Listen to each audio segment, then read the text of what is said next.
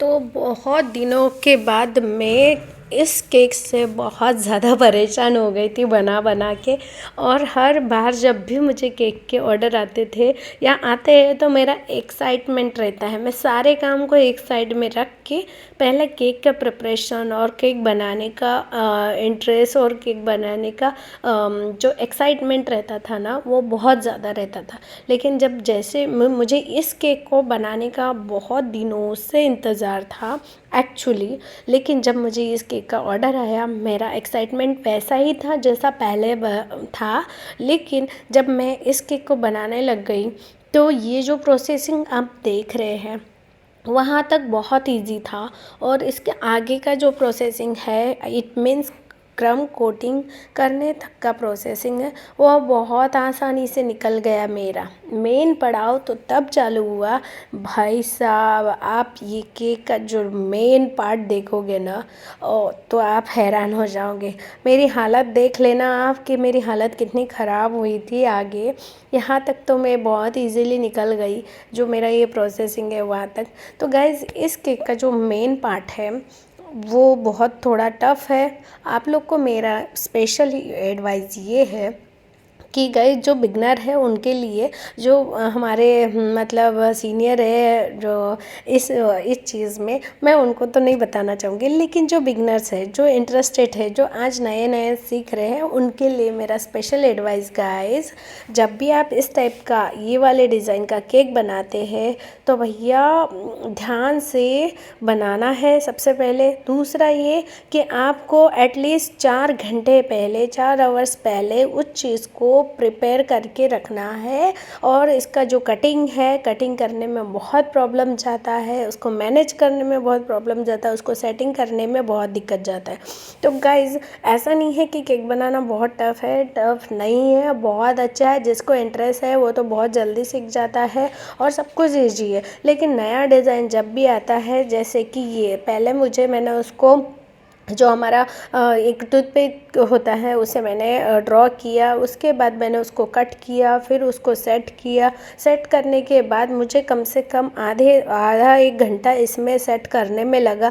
फिर उसके बाद क्रम कोटिंग का थोड़ा सा मतलब क्रीम लगा लगा के उसको सेट किया और मेरी हालत ख़राब हो गई थी वहाँ तक। फिर उसके बाद मैंने इसको फ्रिज में सेट होने रखा। ये जो हमारा कटआउट है ना, ये प्रॉपर दिखना ज़रूरी है। फाइनली जब आप आइसिंग, जब अभी मैं आइसिंग कर रही हूँ गाइस, लेकिन इसके पहले का जो प्रोसेसिंग था ना, उसको मेन फिनिशिंग देना क्रम कोटिंग करते समय बहुत ज़रूरी है। ज़रा सा भी कम डाउन, ऊपर नीचे हो जाता है तो आप कितना भी अच्छा केक बना लो, कितना भी अच्छा टेस्ट दे दो, कितना भी अच्छा डिज़ाइन रख लो, लेकिन थोड़े से की वजह से आपका पूरा केक का लुक ख़राब दिख सकता है।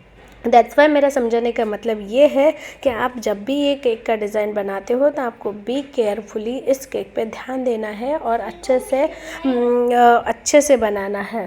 तो मेन प्रोसेसिंग ये है कि भैया आपको कटिंग करते समय, उसको डिज़ाइन देते समय ध्यान रखना है। टाइम जल्दीबाजी में ऑर्डर नहीं लेना है इस केक का, थोड़ा धीरे से लेना है। 4-5 घंटे पहले से ही उसका क्रम कोटिंग करके रखना है, क्योंकि बहुत टाइम लगता है। और फिर जब आप आइसिंग कर रहे हो तो आइसिंग करते समय भी आपको टाइम देना पड़ेगा। उसके बाद गाइस, आपको इतनी चीज़ें समझ में आ गई होंगी। तो फिर इसके बाद मैंने क्रम कोटिंग कर लिया, आइसिंग कर लिया। उसके बाद मैंने इसमें कलर लगा दिया। और ये फिर मैंने ना वाइट क्रीम में थोड़ा ब्लैक कलर मिला के मैंने रोड बना दी। और उसके बाद मैंने ग्रास नोजल डाल के ये हमारा ग्रास बना दिया साइड से। उसके बाद मैंने कट आउट कुछ प्रिंट निकाल के रखे थे, वो प्रिंट लगा दिए। जैसे जैसे आपको जहाँ लोकेशन लगे वहाँ ये लगाना है, जिस भी डायरेक्शन में जहाँ बेस्ट लगे वहाँ लगवाना है। उसके बाद मुझे थोड़ा सी और कमी लग रही थी, जो कि है हमारे स्प्रिंकल। तो मैंने इसमें सिल्वर डस्ट कर दिया गाइस। इसमें फिर मैंने डाल दिए है स्प्रिंकल। और उसके बाद इसमें जो नेम था बच्चे का, बर्थडे बॉय का, वो मैंने नेम प्लेट्स लगा दी। और उसके बाद मैंने ये केक का लुक कर दिया है कंप्लीट। तो गाइस, ये केक आपको कैसा लगा? और बहुत मज़ा आया मुझे, बहुत मज़ेदार था ये केक। और मैं बहुत दिनों से इस केक का बनाने का वेट कर रही थी। फाइनली वो वेट ख़त्म हुआ और मुझे बहुत मज़ा आया, अच्छा भी लगा और थोड़ी मेहनत ज़्यादा लगी, but it's okay.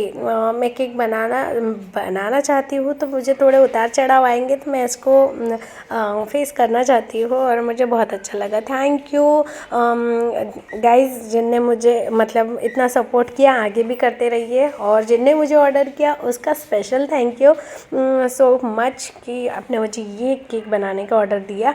But guys, आपके लिए बस छोटा सा रिक्वेस्ट कि आपको जब भी बनाना है ध्यान से बनाओ, बस उसके अलावा कोई नहीं।